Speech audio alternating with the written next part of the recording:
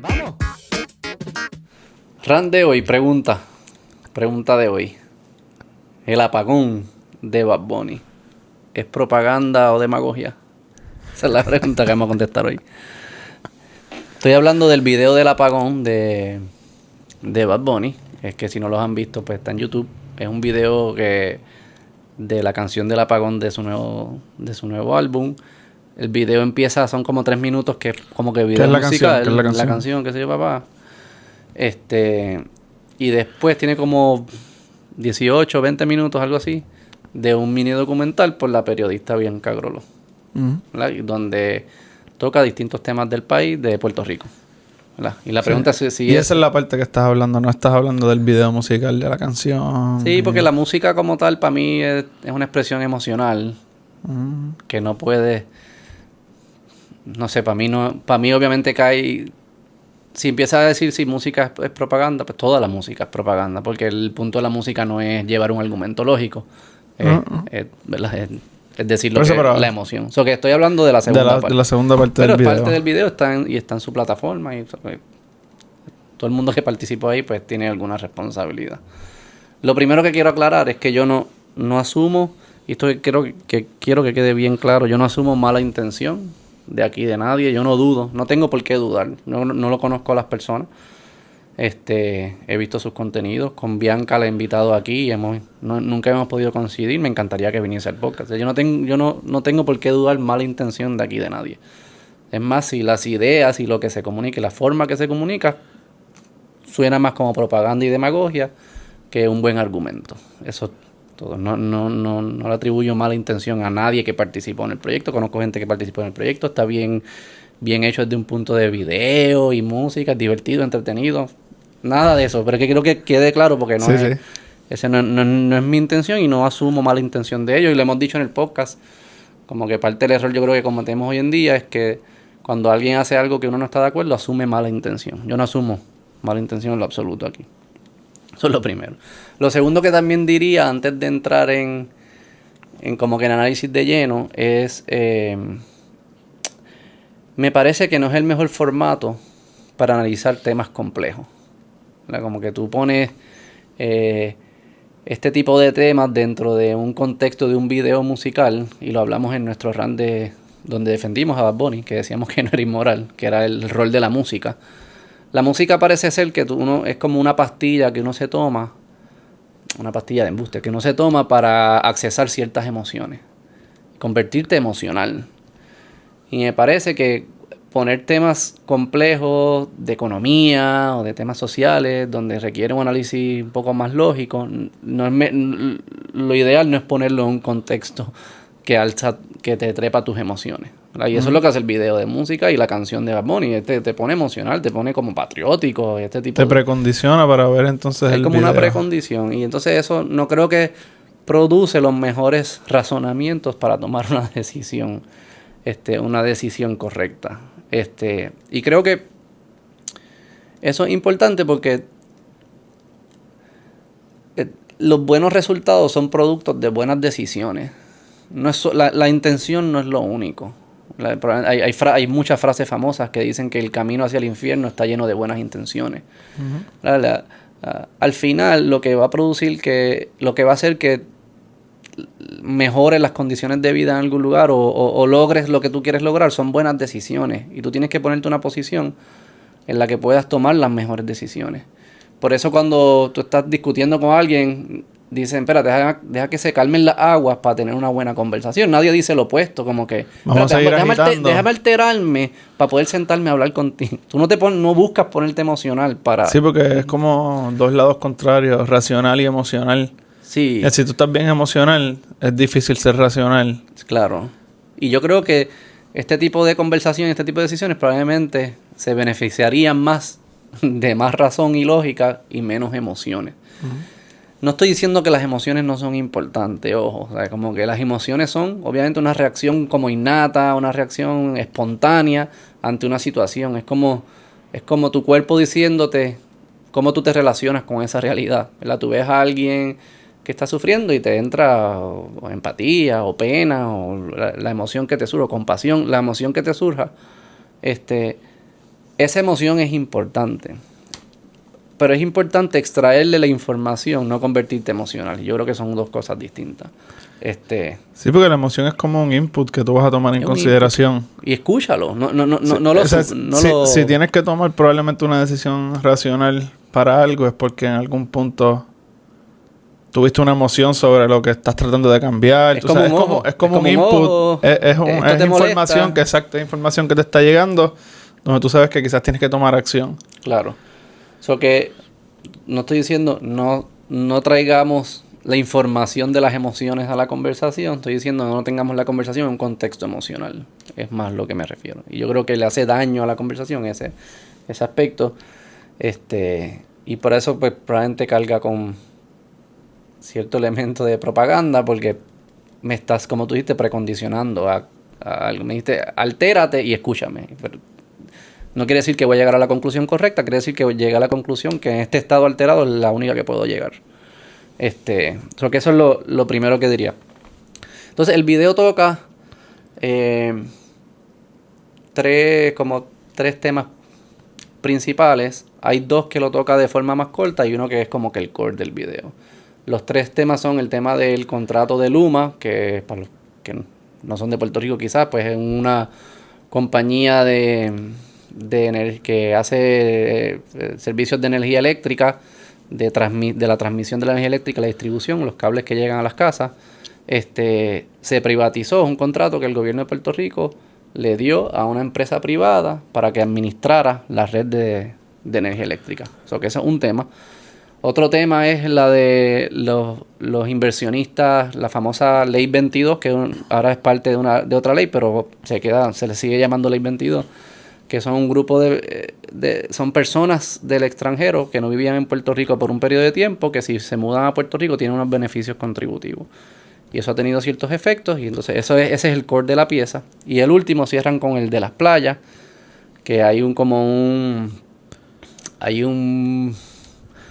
issue de que hay algunas playas, las playas en Puerto Rico son públicas, que deberían tener acceso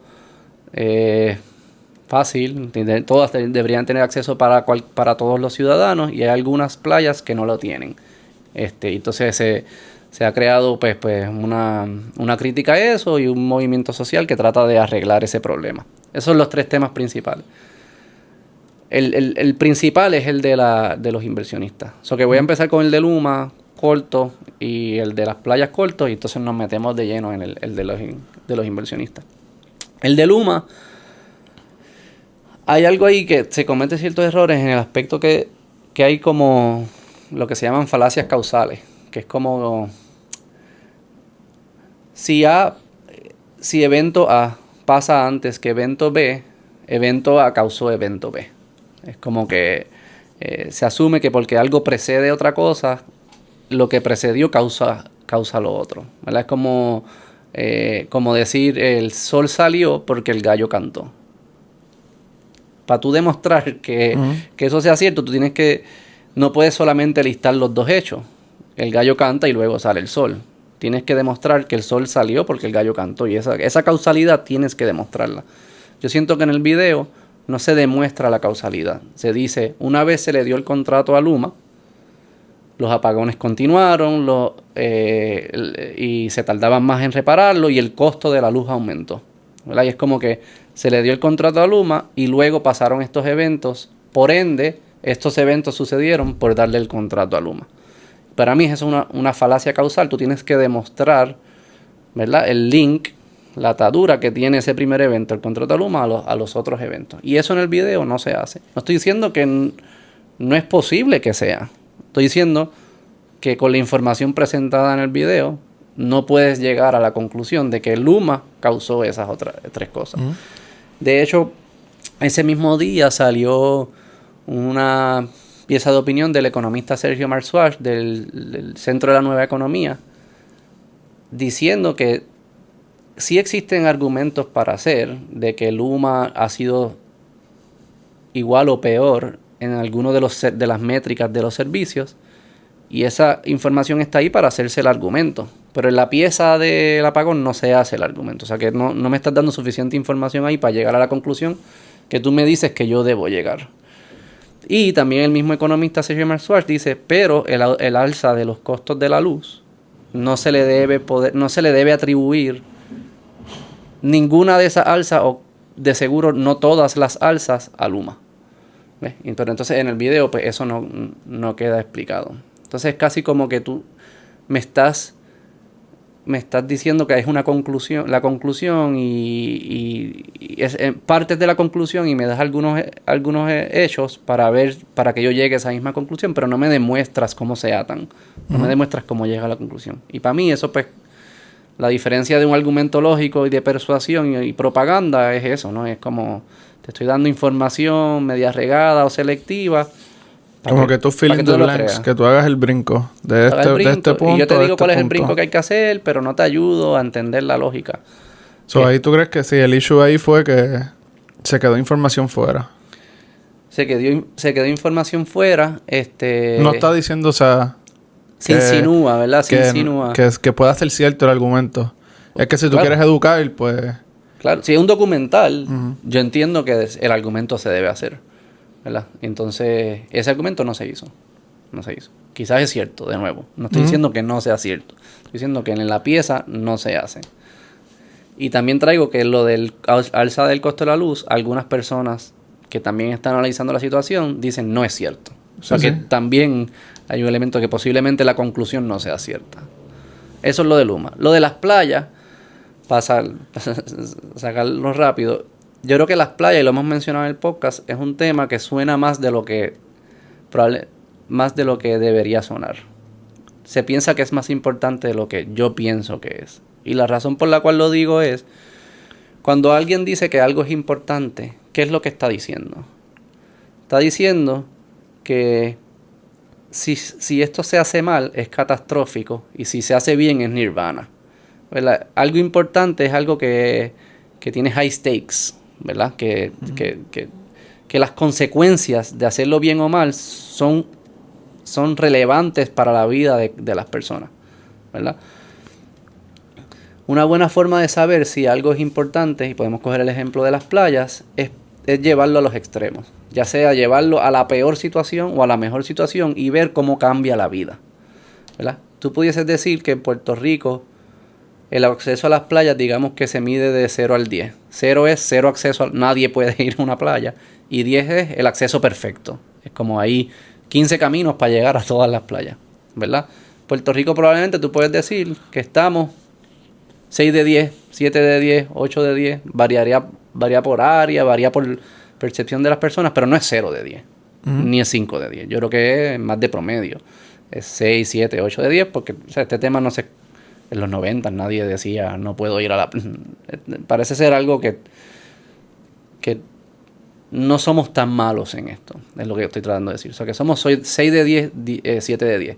Y la pregunta para tú saber si es algo importante es tú decir, si lo llevo a 10 de 10, suponer que yo hago magia, y yo digo mañana somos 10 de 10. Tenemos acceso perfecto para todas las playas. ¿Cómo cambia la vida? ¿Cómo cambia la calidad de vida del puertorriqueño? Y si tú piensas que lo que cambia es marginal, es poco, pues entonces ese tema, ese problema no era importante.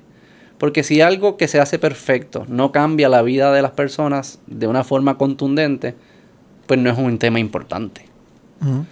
Y yo pienso que pues es un tema que suena más de lo que debería sonar. Quizás en algunas áreas específicas sí es importante y se debe tocar, pero no es como para ponerlo en la plataforma del artista más grande del mundo. O sea, no es como que si te dan 15 minutos en la plataforma del artista más grande del mundo, yo no incluiría ese tema. Es lo que estoy tratando de decir. Okay. So que esa ni me interesa. Ni me interesa. Ahí tocan otros temas, como que también mezclan lo de si mezclan el acceso a las playas con las construcciones cerca de las playas, que tienen alguna asociación, porque si construye cerca de la playa, pues quizás elimina el acceso. Yo creo que por eso es que se incluye, porque va atado al tercer punto, o puede ir atado al tercer punto, de que vas a hablar de los inversionistas y... Sí. Y cómo... Pero es como... Está bien. No, sí. Pero es como... Es un efecto colateral, puede ser de perder las playas por inversionistas. Sí. Eso pues... Y si hay construcciones ilegales, se deben pasar todo el peso de la ley. Y si tiene que haber acceso a las playas, se debe forzar que exista el acceso. O sea, yo no estoy en contra de esto. Estoy diciendo que no me parece que el tema por sí solo es tan importante. Quizás como tú dices... Sí, es como una manera... porque especialmente, ¿verdad? En el documental lo hacen en dorado. Es como una manera de ilustrar, o una manera fácil de ilustrar un efecto secundario de estos inversionistas y eso. Como... Sí, que tú dices, o sea... Pero eso se construyó en el 1960. Eso no tiene nada que ver con, sí, con los inversionistas. sí. Y Palmas del Mar se construyó no sé cuánto. Estas cosas existían antes de la ley. Antes de la ley. O sea que... Pues, si ese es el propósito, atarlo a la ley, pues ya de lógica... Hay que ver si... Yo no sé si antes... Pues era tan privativo y no te dejaban entrarle a la forma, no sé. Pero, ¿entiendes lo que digo? Es como una manera de demostrar como que esta gente, como que secluded esta área para ellos, como que donde hay una buena playa y donde, pues, de esto y pues se quedaron con eso. Sí, pero entonces... Sin acceso para los demás. Pero, ok, pasa que mañana hacen el camino perfecto, ahora todo el mundo tiene acceso a las playas, entonces ya no es problema la ley. No estoy diciendo que la utilización de ese concepto es porque pues yo pienso que es fácil de ilustrar pues cómo estás dejando afuera, estás como marginalizando a otros a favor de uno, de un grupo. Fine. Eso es lo que... Sí. Que se hagan los accesos. Eso no, ningún problema.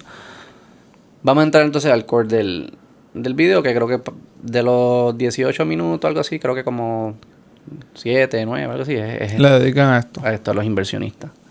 Que es la famosa Ley 22. Antes era la Ley 22, que creo que fue aprobada en el 2008, 2009, por ahí. Ahora esa Ley 22 es parte de la Ley 60, que recoge todos estos tipos de incentivos. Se le sigue conociendo Ley 22 porque así es que era su origen, así se le dice a las personas, esa es Ley 22 o lo que fuese. Bueno, antes de entrar a esto, quiero definir la ley para que la gente entienda qué es lo que es lo que hace esta ley, cuál es el incentivo, a quién le aplica. Porque primero se llama el incentivo a residentes inversionistas. El programa promueve la relocalización de inversionistas no residentes de Puerto Rico con la meta de atraer capital externo a la isla. ¿Okay?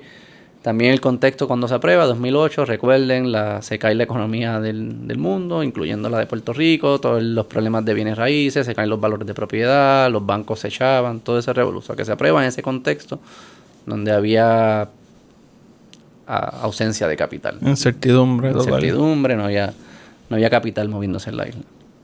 Ok, la elegibilidad. ¿Quiénes son elegibles para este incentivo? Ser inversionista no residente de Puerto Rico en los últimos 10 años desde la vigencia del Código de Incentivo. O sea que no era residente de Puerto Rico en el periodo de 10 años antes de que se aprobara el Código de Incentivo, que el Código de Incentivo es esta famosa Ley 60 que recoge todos los incentivos. Creo que se aprobó en el 2017, 18, qué sé yo, los últimos 4 años, o que ponle que si tú no vivías en Puerto Rico del 2008 para atrás, pues cualifica. Algo así, ¿verdad? Tienes que convertirte en residente de Puerto Rico antes del cierre del año contributivo que finaliza el 31 de diciembre del 2035. O sea, que te tienes que mudar a Puerto Rico y convertirte en residente. Creo que hay unos requisitos para que cualifiques como residente. Creo que es la cantidad de tiempo que pasas presencialmente en Puerto Rico, donde se encuentra tu residencia principal. Hay unas métricas para decir si eres residente. Estas personas tienen que convertirse en residente antes del 31 de diciembre del 2035. Tienen que comprar su residencia principal, que es lo que estamos hablando, en Puerto Rico, en menos de 2 años después de tener el decreto. El decreto es el contrato que el gobierno hace contigo. Una vez dicen, estás cualificado para el incentivo, el gobierno hace un contrato con ese individuo, que es un tema importante. Porque aunque tú derogues la ley, las personas que ya tienen ese contrato, ya tienen el incentivo. Lo que al final otorga el incentivo es el contrato. Uh-huh. La ley lo que le permite al gobierno es hacer el contrato. O sea, que tú puedes derogar la ley, pero los contratos que ya existen. A menos que empieces a violar contratos, pero ya eso es otro tema legal más complejo. O sea, que estas personas tienen que comprar su residencia principal en Puerto Rico en menos de 2 años de que le hayan dado el contrato. ¿Ok? Y tienen que donar $10,000 al año a entidades sin fines de lucro, comenzando desde el segundo año de recibir el contrato. O sea que tú recibes el contrato y tienes 2 años para encontrar una sin fines de lucros que te guste, y de ahí en adelante tienes que donar $10,000 al año. ¿Ok? ¿Cuáles son los beneficios que se le dan a estas personas que cualifican con todo esto? Contribuciones sobre dividendos e intereses 100% exentos. O sea que estas personas, los ingresos que tengan de dividendos y de intereses, no pagan contribuciones. No pagan contribuciones en Puerto Rico, y nosotros los residentes de Puerto Rico no pagan contribuciones en Estados Unidos, o que tampoco pagan contribuciones en Estados Unidos. ¿Qué son dividendos o intereses? Dividendos e intereses son... dividendo es cuando tú eres dueño de una compañía y esa compañía tiene unas ganancias al final del año, y en vez de la compañía ahorrar y quedarse con esas ganancias, se las reparte a los dueños de la compañía. Eso es lo que es un dividendo. Intereses es que eres dueño de algún préstamo o le haces un préstamo a alguien y entonces te pagan intereses por ese préstamo. Cuando escuchabas que personas compraban bonos de Puerto Rico, pues eso es lo mismo que hacerle un préstamo al gobierno de Puerto Rico, y el gobierno de Puerto Rico te paga intereses. Esos intereses que tú recibes, si cualificas a esta ley, pagas 0% de contribuciones sobre ello. La ganancia neta de capital a largo plazo previo a ser residente de Puerto Rico, la apreciación de la ganancia de los activos que posea antes de ser residente de Puerto Rico, tributará al 5%. ¿Qué significa eso? Si yo soy dueño de de unas acciones o de una empresa o de una propiedad, y esas acciones, ponle que yo soy dueño de ellas y valían $100, me mudo a Puerto Rico y ahora esas acciones valen $200, esa ganancia de $100 va a tributar al 5%. ¿Okay? Eso es lo que es una ganancia de capital. Es cuando yo soy dueño de algún capital, de algunas acciones, y ese neto que aumenta, pues cuánto tributa. Si esa acción yo la tenía antes de mudarme a Puerto Rico, paga 5%. Sé que estoy entrando en cosas bien técnicas, pero quiero que la gente entienda qué es lo que dice la ley antes de entonces empezar a juzgarla. Ganancia neta de capital a largo plazo, luego de ser residente, estará 100% exenta. O sea que toda ganancia de capital cuya la inversión la hiciste en Puerto Rico. O sea que yo no era dueño de esa acción antes de Puerto Rico. Una vez me mudo a Puerto Rico, tengo el contrato del incentivo. Invierto en una compañía. Esa compañía aprecia en valor, ese neto de valor, esa ganancia de valor, no pago taxes sobre ella. Está exenta 100%. Y el periodo de exención es de 15 años. ¿Ok? So que eso es la famosa Ley 22. Efectivamente, es eliminarle o reducirle los taxes, las contribuciones a ciertas personas que cualifican. Si se mudan a Puerto Rico, no tienen que pagar taxes sobre esas ganancias. ¿Okay? Es importante entender eso, porque para uno poder calcular cuál es el costo al gobierno de Puerto Rico de dar esas exenciones, tienes que entender todas estas características. Tú pudieses decir que si la ley no existe, estas personas no se hubiesen mudado a Puerto Rico. Y si no se hubiesen mudado a Puerto Rico, lo que estás dejando en la mesa entonces es cero, ¿verdad? Cuando decimos cuál es el costo de un incentivo, lo que estamos tratando de calcular es qué yo estoy dejando en la mesa. Sí, la persona no tributaría en Puerto Rico. Exacto. O sea que no vas a ganar nada de eso anyway. No ganaría eso. O sea que la persona no estás dejando en la mesa porque la persona no hubiese venido. Si ese fuese el caso. Vale. Si alguno de ellos hubiese venido, pues entonces ese incentivo fuiste bobo, porque le podías cobrar el tax completo porque hubiese venido como quiera y le estás cobrando cero. Y entonces, pues, ese análisis es el que es complejo. Tú pudieses decir que yo puedo estar dejando cosas en la mesa porque quizás hubiesen venido los mismos si cobro 1% o 2% en vez de 0. Y ahí te estoy dejando dinero en la mesa. O quizás vienen menos, pero como quiera, cobrándole 2% a los que vienen, gano más. O sea que tú puedes hacer ese cálculo. Posiblemente estás dejando dinero en la mesa, pero el costo probablemente se acerca a 0. No es... Yo he escuchado gente que dice que es 140 millones, que es porque si le cobramos a ellos lo mismo que le cobramos a los puertorriqueños, es 140 millones. Está bien, pero es que si le cobran lo mismo que le cobran a los puertorriqueños, no vienen, eso que es cero. O sea, que no puedes hacerlo. Esa lógica no la puedes hacer así. Esta ley, yo creo que hay dos formas de analizarla. Yo estoy en contra de esta ley, pero es por el principio de la ley. Yo no creo que es bueno tener un sistema que existan desigualdades ante la ley. Que las leyes le apliquen distinto a las personas. La razón por la cual yo creo que eso no es bueno es porque imagínate, eso es como estar en un juego de algún deporte, ya sea estás jugando baloncesto o piensas que estás jugando Monopolio, y el árbitro, o el Monopolio, el banco, digamos, pero en baloncesto el árbitro tenga la potestad de aplicarle las reglas distinto a distintos jugadores. Eso, para mí, al final, por más que ese árbitro piense que está ayudando al jugador más débil, o está ayudando a quien él cree que debe ayudar, digamos, ¿verdad? Según la moral del árbitro, al final yo creo que corrompe el juego. Le hace daño al juego en general y todos terminamos perdiendo. Yo creo que se producen dos fenómenos. En este caso sería al revés, estaría ayudando a LeBron James. Porque pasa lo siguiente, esto es lo que yo pienso que sucede. Una vez tú dices que el árbitro puede tener la potestad de decidir a quién le aplica las reglas y cómo, tú creas dos fenómenos que para mí son dañinos para la sociedad. El primero es que entonces nadie empezamos a dudar de los ganadores. Empezamos a ver, espérate, ese está allá arriba porque se lo merece, porque añade valor, o porque es pana del árbitro, porque corrompió al árbitro, o porque tiene beneficios que no le aplican a todo el mundo. ¿Ah? Y eso yo veo que está sucediendo. En Puerto Rico sucede hasta en empresas, ¿verdad? Tú hablas con amistades que están en empresas y ven que le dan una promoción a alguien y dicen, no, es que ese sabe jugar el juego político. O ese, para llevarlo a un extremo, se tiró a la jefa o le gusta. No tiene nada que ver con la capacidad del individuo de añadir valor, sino es la capacidad de hacerse pana del árbitro.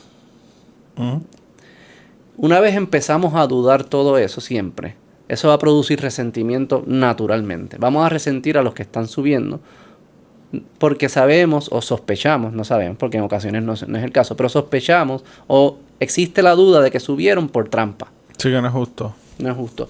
Y es un fenómeno que lo estábamos hablando ayer, que no se traduce tanto a los deportes, a la música, a segmentos en nuestras sociedades que confiamos más que son meritocráticas. Porque por más pala que tú tengas, si tú eres bacalao en baloncesto, tú no llegas al NBA. Tú puedes tener palas que te vayan ayudando en el camino, pero al final del día, si eres un bacalao, no vas a jugar en la NBA. O sea, que cuando nosotros vemos que atletas son exitosos y tienen mucho dinero y tienen mucho poder tienen todas las características de lo que muchas personas, digamos, progresistas y eso, odian, porque tienen mucho dinero, son 1%, realmente no pagan taxes, están en los Panama Papers, tienen mucho poder, mucha influencia política, pero como quiera no los resienten igual porque sospechan o no dudan que llegaron ahí por sus méritos. También pasa con la música. O sea, en este video es el mismo Bad Bunny. Bad Bunny es 1% del mundo. Y probablemente a final de su carrera va a ser 1% del 1%. Pero no, el resentimiento no se le aplica a él porque él está ahí por sus méritos. No está ahí, nadie duda que llegó ahí por pala y eso, porque uno no puede mantener eso por pala. O sea, por más pala que tú tengas, tú no puedes obligar a que la gente te escuche. Cuando permitimos que el árbitro escoja ganadores y perdedores, estamos jugando con ese principio. Y por más que parece abstracto, es algo que está bien entrometido en la sociedad. Yo lo siento mucho. Yo creo que le hace mucho daño. Y el segundo fenómeno que causa, que es relacionado a ese, es que entonces los participantes del juego, cuando están decidiendo a qué yo dedico mi tiempo, a invertir en mí, en mejorar en las habilidades, o hacerme pana del árbitro, o hacerme pana de alguien que es pana del árbitro. ¿Cuál es mi camino más fácil a treparme en esta escalera? A que me vaya bien. ¿Es fajarme, leer libros, eso? ¿O es más fácil corromper al árbitro para que pite a favor mío. Yo creo que la segunda se convierte un poco más straightforward, especialmente si ya tienes poder e influencia. Entonces empiezas a corromper al árbitro para que pite a favor tuyo. Y lo empiezas a hacer, a tu punto adicional, los que son brutos y no son sofisticados, corrompen al árbitro dándole un sobre con chavo. Son brutos. Eso los cogen, al final los cogen. Los que son sofisticados corrompen al árbitro, ya sea consciente o inconscientemente, haciendo el argumento que si pitas a favor mío es lo mejor para el juego. Esos son sofisticados. De nuevo, no le atribuyo mala intención. Puede que alguno de ellos se crea verdaderamente que eso es lo mejor para el juego. Pero al final, eso es lo que termina sucediendo. Y eso es lo que uno termina escuchando. ¿Cuántas veces tú dices, no, aprobamos este incentivo para XYZ porque eso es lo mejor para el paciente? Y esto porque eso es lo mejor para el consumidor. Y esto es porque esto es lo mejor para la gente pobre. O esto es lo mejor para los empleados. O esto es lo mejor. Todas estas cosas son lo mejor para estos grupos. Y estos grupos siguen siendo los más jodidos. O sea que este concepto de que la desigualdad, de que el árbitro puede aplicar las reglas distintas a distintas personas, corrompe el juego y le hace daño a los participantes del juego. Y por eso yo no apoyo la ley 22 esta. Pero ese argumento no se hace en la pieza. Se hace argumento por encima de que sí, le aplica a algunos de afuera, pero a los locales no le aplican. Pero el argumento de la pieza no se enfoca en ese argumento. Para mí ese es el argumento en contra de esta ley. Pero la pieza hace un argumento distinto. Hace el argumento de que no, es que el árbitro debe aplicar las reglas distintas, pero se las debe aplicar a favor de los que yo quiero que se las aplique. ¿Entiendes la diferencia? Sí, sí. Que ellos se enfocan más en la pieza, como el argumento que ellos hacen es, cogen uno de los efectos de la ley, que es que los precios de las propiedades en algunas áreas del país han aumentado al punto que personas que vivían allí toda la vida ya no pueden vivir allí. Y ellos le llaman desplazamiento, ¿verdad? Cuando tú buscas las Naciones Unidas y hablan de desplazamiento, es algo muy distinto a lo que pasa lo que está pasando en Puerto Rico. Para mí lo que pasa en Puerto Rico no es desplazamiento. Desplazamiento en otros países, cuando las Naciones Unidas va en contra de los desplazamientos, son desplazamientos forzados. Forzados en el aspecto de que eso era algo que le pertenecía a la persona. Tenía derecho de esa propiedad. Y se lo quitan. Se lo quita el gobierno, o se lo quitan gangas, o se lo quitan carteles, o se lo quitan hasta eventos naturales. Es un desplazamiento forzado. Tú no puedes disfrutar de algo que te pertenecía. Yo creo que la clave es qué significa que te pertenezca algo. ¿Verdad? En Puerto Rico, en el cuento que hacen en el documental, están hablando de personas que estaban alquilando propiedades por, decían 20 años, por mucho tiempo, digamos, de toda la vida, alquilando la propiedad. Pero ya de entrada, alquilar la propiedad, por definición, es que estás disfrutando de una propiedad que no te pertenece, que te la están alquilando, valga la redundancia. O sea, que yo no te puedo... O sea, la palabra desplazar, en este caso, para mí no aplica porque no te pertenece la propiedad. ¿Ok? ¿Estás de acuerdo ahí? Algo que entonces también ignoran es que si tú empiezas a analizar esta ley por los efectos que hace, por los efectos, no por el principio, como yo hice el argumento ahorita, sino por los efectos de la ley, ¿verdad? Escogiste un efecto, que era el efecto de, entre comillas, desplazamiento. Si tú vas a medir el éxito de la ley o la moralidad de la ley a base de sus efectos, tienes que incluir todos los efectos. No puedes, ¿verdad? Si tú dices que una ley es importante y es contundente, no puede ser que tenga un solo efecto. Tiene que tener un montón de otros efectos. Y para tú medir si esta ley es buena o mala, tienes que incluir todos los efectos. En la pieza no incluyen ninguno de los otros efectos. Se enfoca solamente en eso. Es selectivo en un solo efecto. Bueno, el de la playa. Y el de la playa. Pues en dos efectos. Cuando tú miras los análisis que se han hecho sobre estas leyes, que han hecho distintos economistas, que estoy viendo dos reportes, uno que hace estudios técnicos Dicen que la ley 22,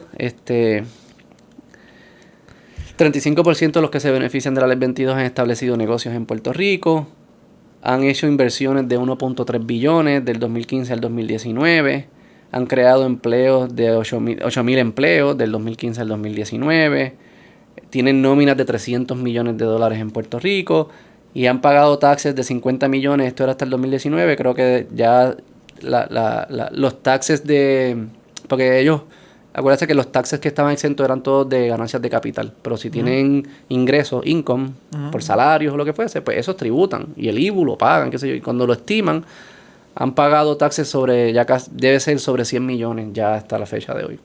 Esos son otros efectos que tiene esta ley, que la pieza no incluye. Entonces tú me estás diciendo, hay que juzgar esta ley por sus efectos, me tienes que incluir todos los efectos, no solo uno, de forma selectiva. El que parece ser que mejor se ata a tu narrativa. Que eso es propaganda. Eso para mí suena como propaganda. Entonces tú tienes que listar todos estos efectos. Otro reporte aquí que hay que hizo el economista Caraballo Cueto, que estuvo en este podcast, un economista, un profesional bien pragmático, no es ideológico, no es partidista ni nada. Hizo otro reporte que dijo que las leyes han sido marginalmente beneficiosas. Que él dice, no han traído todo el impacto que el gobierno dice que ha traído, esperaba y dice que ha traído, pero no recomienda que la cancelen. Recomienda que haya unos requisitos distintos. Que se ajuste. Que yo creo que eso debe ser la norma. O sea, se ven todas las leyes, así por decirlo, durante periodos de tiempo, pues siempre hay que ajustar ¿entiendes? Se hace para eso. Entonces yo pensaría que todo esto se debe seguir evaluando constantemente y viendo a ver qué está pasando y... Yo creo que no debe haber desigualdad de la ley de la entrada. No, entiendo ese punto, pero o sea, si existe ese concepto ya, pues debe... Y algo que yo diría, por ejemplo, que se me olvidó mencionar. Sí, tú dices que se debe derogar la ley. O debe ser igual, que todo el mundo debe... O que todo el mundo pueda participar de esto. Y déjame explicar, porque yo sé que hay gente que pudiese estar pensando, pero Beto, hay desigualdad de la ley contributiva hay en todos lados. Porque si tú te ganas ingresos más altos, pagas taxes más altos, los porcientos y lo que fuese. Y estoy de acuerdo. No me encantan tampoco esas leyes. Pero la diferencia entre esas leyes y esta ley es que tu elegibilidad de esta ley fue impuesta. No hay nada que tú como individuo puedas hacer para convertirte elegible. En las otras leyes que si ganas más, pues el porciento es más alto. Sí, no es estático. Todo el mundo puede ganar más o menos, todo el mundo, tú subes y bajas. Todo el mundo en tu grupo está en el mismo... Todo el mundo en tu grupo está en el mismo... en el mismo chunk. Y no se definió... O sea, no es que Beto nunca puede estar en este chunk. Es que Beto este año está en este chunk, que el año que viene puede moverse. No, la elegibilidad de la ley 22 no es así. Es firme. Fue impuesta. Fue que alguien dijo... Siempre, estos cualifican y estos nunca cualifican. No hay nada que tú puedas hacer. Es muy distinto. Yo creo que eso, hay una diferencia importante ahí.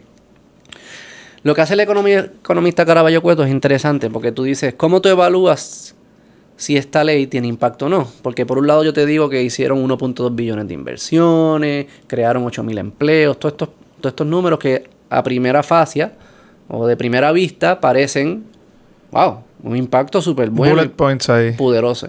¿Qué hace el economista Caraballo Cueto? Muy sabiamente dice, no, para yo saber el impacto que tuvo la ley, no es solo lo que hace, de nuevo, ¿te acuerdas lo del gallo? No es solo lo que pasó después que se aprobó la ley. Es lo que yo puedo medir que pasó porque aprobé la ley. O sea que yo tengo que decir, de esas cosas que sucedieron después de yo aprobar la ley, ¿cuáles de ellas hubiesen sucedido en ausencia de la ley? Y cuáles no hubiesen sucedido en ausencia de la ley. Y esa diferencia es la que yo le atribuyo a la ley, ¿verdad? Y eso es lo que él dice, aunque los números suenen alto, muchas de esas cosas que pasaron, según él y según su análisis muy sofisticado, les recomiendo que lo busquen, hubiesen sucedido como quiera. Y si hubiesen sucedido como quiera, no se las puedo atribuir a la ley.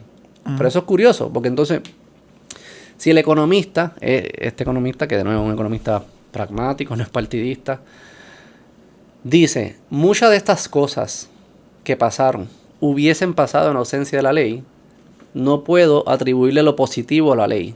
Y yo le añadiría, no puedo atribuirle lo negativo a la ley tampoco. O sea que si yo digo que estos efectos, ¿verdad? Lo que estoy diciendo es que tú no puedes decir que la ley no ha sido positiva porque esas cosas hubiesen pasado, pero a la misma vez decir que la ley es la causante de lo negativo. Pues te estás contradiciendo. O es causante de lo positivo y lo negativo, o no es causante de ninguna de las dos, porque vienen de la mano. Entonces, si lo que dice Caraballo Cueto es cierto, esto que entre comillas llamamos desplazamiento hubiese sucedido, quizás no a la misma magnitud, porque él dice que hubo una diferencia, pero hubiese sucedido a alta magnitud, similar a la que está sucediendo en ausencia de la ley. Que eso es lo que dice Caraballo Cueto. El otro punto por esa línea sería que si tú dices que lo que hace lo que convierte la ley 22 en una ley inmoral es que sucede este fenómeno, entre comillas, de nuevo, del desplazamiento, pues toda ley que produce, entre comillas, ese tipo de desplazamiento es inmoral.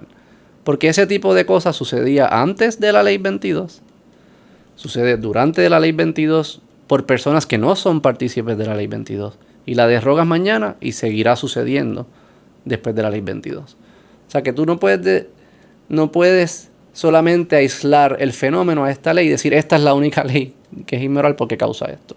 Sí. Yo creo que se hace peor por lo que tú estabas diciendo de que es, entre comillas, un extranjero y un grupo del cual yo nunca podré ser parte de. Eso es lo que ese es el Pero para mí hay una contradicción también. El catalítico ahí. Porque antes pasaba el desplazamiento y pasa en Puerto Rico constantemente y los puertorriqueños lo han hecho. Vamos a definir bien qué es este desplazamiento. En la pieza ellos demuestran, es una persona. No salen las personas que eran dueñas de las propiedades antes de que se dé la venta. Pero había un dueño de la propiedad. No sé de dónde era, pero es irrelevante de dónde era. Había un dueño de la propiedad que en vez de decidir seguírsela alquilando a las personas que llevan viviendo ahí por mucho tiempo, a un precio, creo que era $500, era un precio bajo de alquiler, decide vendérsela a uno de estos inversionistas de afuera. ¿Ok? Y ese inversionista de afuera decide ya no seguir alquilándolas por $500 y decide convertirla en Airbnb o un hotel, algo por ese estilo del turismo. Yo no sé ahí qué es lo que es, qué de eso debería ser ilegal. No es si es moral o inmoral, porque eso es moral o inmoral, eso es tu moral y la moral de otro, ¿no? Sí. Es qué debería ser ilegal en eso ahí. Que una persona que es dueña de la propiedad decida ya no alquilársela a una y vendérsela a otra. O sea que cuando hay gente que es dueña de su propiedad, antes de decidir qué hacer con ella, debería consultarla con el país. No, es lo que tú dices, es que alguien que una persona tenga un unfair advantage sobre un local. Pero para hacerlo. Pero para mí se contradicen ahí por varias razones. Una, porque a suponer que entonces le das igualdad a la ley. Todo el mundo tiene CS. Ahora nadie paga taxes. Seguiría sucediendo. Probablemente sucedería más. Seguiría sucediendo el fenómeno. Sí. O sea, yo no estoy diciendo que no. No, pero no estoy diciéndote a ti. Estoy diciendo que la pieza se contradice en esos aspectos. Porque no puedes argumentar que lo que te molesta es igualdad, porque si hubiese igualdad, el fenómeno por el cual dices que la ley es inmoral seguiría sucediendo. No, la métrica no puede ser el desplazamiento. Correcto, en ese sentido. Correcto. De lo que está argumentando. Entre comillas, desplazamiento. Sí. Pero yo lo que argumento es que el desplazamiento se vuelve peor cuando lo puede hacer un grupo al cual tú no puedes pertenecer. O sea, suena extraño y raro, pero estoy tratando de sacar, ¿verdad? Lo que tú estabas diciendo de que es igualdad ante la ley y que todo el mundo tenga acceso a estos beneficios que te permiten hacerlo.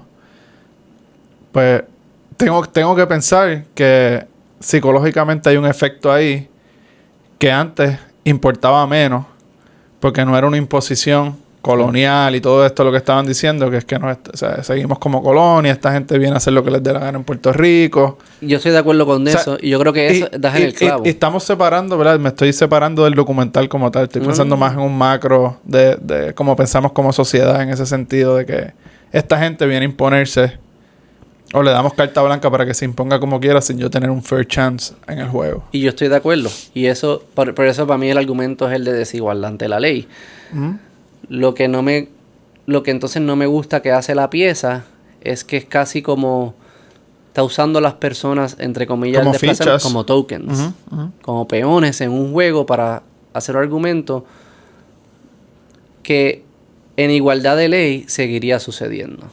Sucedía antes, y suceden otras cosas. Al final eso que ellos llaman desplazamiento no es otra cosa que dos personas quieren el mismo bien y el dueño de bien decide a quién se la da. Sí, y tú piensas que no se la dio a quien tú querías que se la diera. Eso es lo que estás diciendo. Entiendo ese argumento así, presentado así como que el desplazamiento fuera a pasar. Es el issue de que el puertorriqueño no tiene chance de hacer el desplazamiento.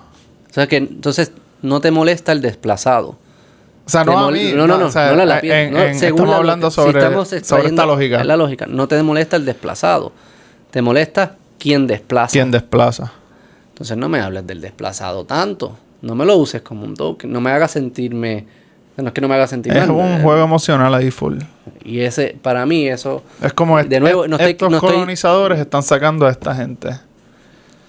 Entonces tú no puedes decir a mí que tú crees en la igualdad de la ley, pero cuando analizas eventos, lo primero que analizas es quién es quién. La igualdad de la ley, o sea, si tú me dices, Beto, ¿esto es justo o injusto? Lo primero que yo te diría es, ¿qué fue lo que pasó? ¿Cuáles son las leyes? Y en este caso diría, ¿qué fue lo que pasó? ¿Qué decía el contrato? El contrato entre el inquilino y el dueño de la propiedad. ¿Qué decía el contrato? ¿Se violó el contrato o no se violó el contrato? Eso es lo primero que yo preguntaría. ¿Cuál es la ley de alquiler? ¿Qué dice la ley de alquiler? ¿Se violó la ley de alquiler o no se violó la ley de alquiler? ¿Qué dice el reglamento? ¿Se violó el reglamento o no se violó el reglamento? Yo no te estoy preguntando quién hizo qué, dónde nació, su color de piel, ni su cuenta de banco, ni su clase social, ni nada de esto. No me debería interesar. Por eso es que a veces a Lady Justice, le ponen la venda. Sí, porque la justicia es ciega. Debería ser. No lo es. Deberíamos aspirar a que por eso es que tiene la venda... Claro. Deberíamos aspirar a que fuese ciega. ¿Qué significa que sea ciega? Que cuando yo juzgo un evento, la moral o la moralidad o la inmoralidad de ese evento, si está bien o está mal, no depende de quién hizo qué. Depende de qué fue lo que pasó. Entonces tú no me puedes decir, yo creo en la igualdad de la ley, pero cuando analizo los eventos, lo primero que hago es decirte el nombre, apellido de la persona, de dónde viene, su clase social o lo que fuese. Y entonces como que hay contradicciones profundas que yo creo que están ahí. Y de nuevo, no asumo mala intención, no estoy diciendo que lo estaban usando como tokens, pero cuando lo llevas por la lógica, llegas a esas conclusiones. Entonces, por eso yo siento que la pieza como tal carga de propaganda y demagogia. Déjame leerte lo que significa demagogia para ver si conecta con... Demagogia es una estrategia utilizada para conseguir el poder político. Yo creo que se puede conseguir el poder, que consiste en apelar a prejuicios, emociones, miedos, esperanzas del público para ganar apoyo popular, frecuentemente mediante el uso de la retórica, la desinformación y la propaganda política. Y la demagogia es frecuentemente asociada con el favorecimiento y la estimulación de las ambiciones y sentimientos de la población, tal como se presentan espontáneamente. O sea que yo creo que la música juega un papel ahí gigante. El ponerlo en ese contexto probablemente apela más a la emoción espontánea que a la lógica. Las promesas que suelen realizar los políticos durante las campañas electorales son habitualmente criticadas como demagogia cuando aparecen como irrealizables. Las democracias modernas han sido reiteradamente cuestionadas atribuyéndole la condición de sistemas demagógicos debido a la utilización intensiva de técnicas publicitarias, características del marketing, que es propaganda, a la personalización de las candidaturas, la manipulación de los medios de comunicación y el recurso sistemático a la polarización absoluta.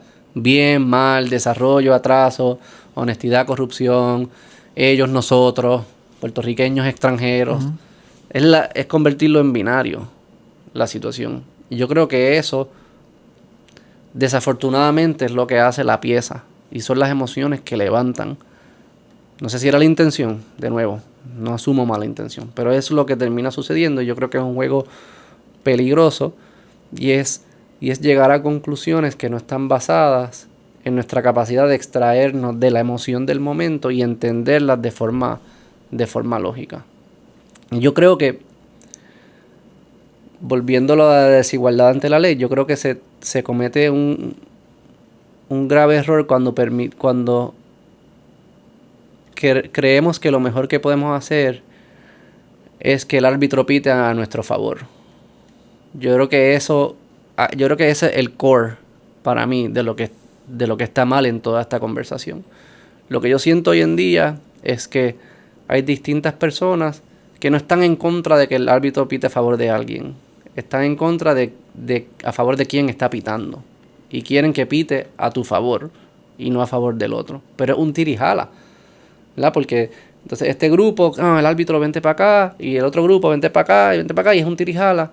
Y al final están corrompiendo el juego y no están permitiendo que podamos colaborar porque estamos enfocados en cómo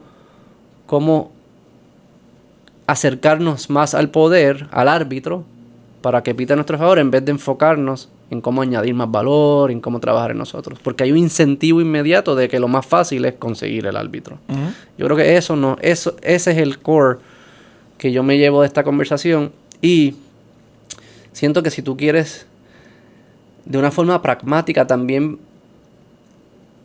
es más probable que si tú le das luz verde a que el árbitro escoja ganadores y perdedores, que los más vulnerables en la sociedad no son los que van a poder influenciar al árbitro. Uh-huh. Es ilógico pensar que al final el árbitro va a pitar a favor de los más pobres. Quizás lo hace temporariamente para aparentar que no está pitando a favor de los para disimular. Para disimular. Pero no vas a construir lo que verdaderamente estás tratando de construir. Y yo creo que por eso para mí la pieza se queda un poco corta y peca de esas cosas sistemáticas. Y sí que es cierto que quizás pues fue una forma de levantar conciencia en personas que no estaban pensando en esto y quizás se van a ver otros videos y lo piensan. Sospecho que la mayoría de las personas van a llegar a conclusiones que fueron presentadas en la pieza y no va a haber otros análisis. Y sé que este episodio es extremadamente aburrido comparado con el video que ellos hicieron, pero estos temas son aburridos. Esto no es entretenimiento. O sea, el entretenimiento es la habilidad de pasar el tiempo de forma agradable. Eso es estos temas no son agradables. No son agradables. Y nuestro objetivo no es pasarlo de forma agradable, es tratar de hablar con lo que más verdad, con los hechos, con una lógica que sea objetiva, que todos podemos entenderla, y que no se convierta entonces que la lógica no es importante, lo que importante es tu opinión y mi opinión, y quién grita más duro y quién tiene entonces acceso al árbitro. Porque entonces estamos cayendo en el mismo espiral, y es un espiral que nunca termina, es un tira y jala. Yo creo que eso, ahí es que falla la pieza. Y creo que fue una oportunidad perdida, pero ya pasó, y si seguirán por este camino, pues espero que entonces incorporen otros elementos más de lógica y que no se sienta tanto como propaganda. Entiendo. Muy bien. Déjalo ahí. Dale, bye.